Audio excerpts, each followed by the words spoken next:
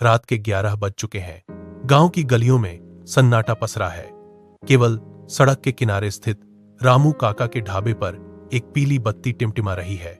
मिट्टी की दीवारों से बनी इस छोटी सी जगह पर हवा के झोंके टीन की छत को धीरे धीरे हिला रहे हैं। रामू काका अपनी पुरानी लकड़ी की कुर्सी पर स्थिर बैठे हैं। उनकी नजरें सड़क के उस मोड़ पर टिकी हैं जहां से अंधेरा शुरू होता है। पिछले 20 सालों से हर रात ठीक 11 बजे वे इसी तरह दरवाजे की ओर देखते हैं। उनके हाथों की उंगलियां कुर्सी के हत्थे को कसकर पकड़े हुए हैं। कभी कभी वे उठते हैं, चूल्हे के पास जाकर राख को कुरेदते हैं, फिर वापस आकर उसी जगह बैठ जाते हैं। यहां न कोई ग्राहक है, न कोई शोर, बस सड़क से गुजरती गाड़ियों की दूर की गूंज है। वे किसी का इंतजार कर रहे हैं, एक ऐसी प्रतीक्षा जिसने उनकी रातों को इस ढाबे की पीली रोशनी में कैद कर दिया है। हवा में दाल की हल्की महक अभी भी बाकी है, जो इस सन्नाटे में किसी पुरानी याद की तरह तैर रही है। काका ने एक बार फिर अपनी गर्दन घुमाई और सड़क के खालीपन को गौर से देखा। क्या आज रात कोई आएगा या फिर यह इंतजार कल रात तक जारी रहेगा? सन्नाटा और गहरा हो गया है और ढाबे की बत्ती एक बार फिर फड़फड़ाई है। सड़क के अंधेरे से एक आकृति उभरती है, एक लड़का जिसका नाम रोहित है, लड़खड़ाते हुए ढाबे के सामने आकर रुकता है। वह दरवाजे की चौखट पकड़कर खड़ा है, उसकी सांसें तेज हैं। वह अंदर कदम रखता है, उसकी निगाहें चूल्हे पर रखी कड़ाही पर टिकी हैं।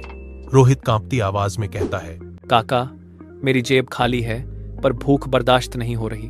वे चूल्हे के पास जाते हैं, आग को तेज करते हैं और तवा चढ़ाते हैं। तवे पर रोटी की सिकाई की आवाज गूंजती है।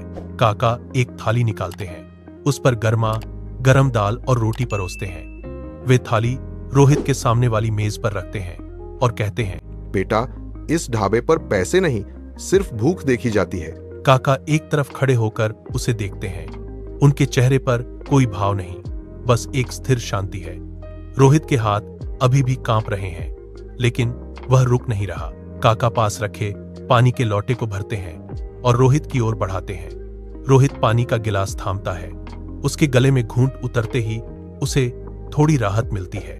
रोहित ने जैसे ही रोटी का आखिरी निवाला निगला, उसके हाथ अचानक थम गए। उसने थाली से नजरें हटाईं और अपनी कांपती उंगलियों को जेब के अंदर डाला। वहां से उसने एक पुरानी, मुड़ी हुई और किनारों से घिसी हुई फोटो निकाली। वह फोटो को मेज पर रखता है और उसे अपनी हथेली से धीरे धीरे सीधा करता है। कागज का रंग पीला पड़ चुका है।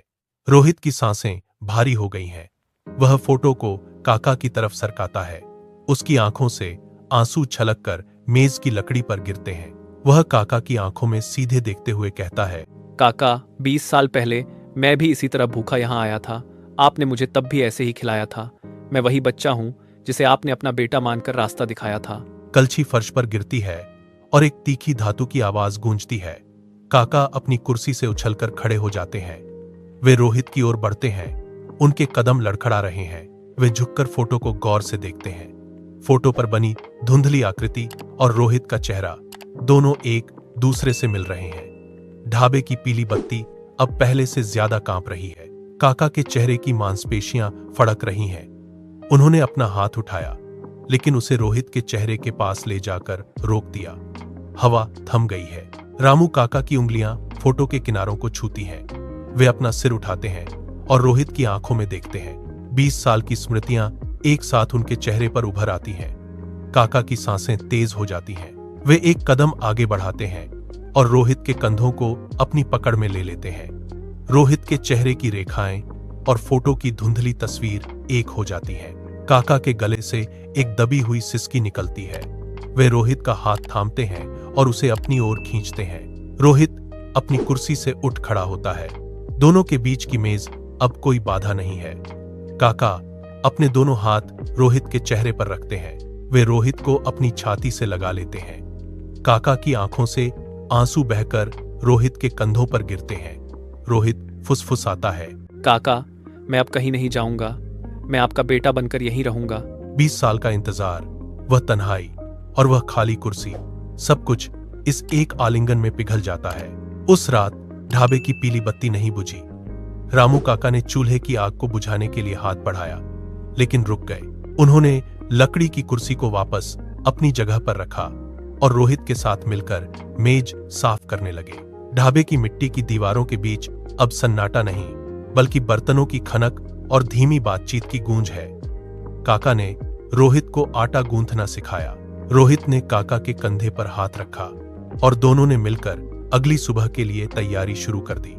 वह बोर्ड जिस पर लिखा था 10 रुपए में भरपेट खाना, अब एक नए अर्थ के साथ वहां टंगा है।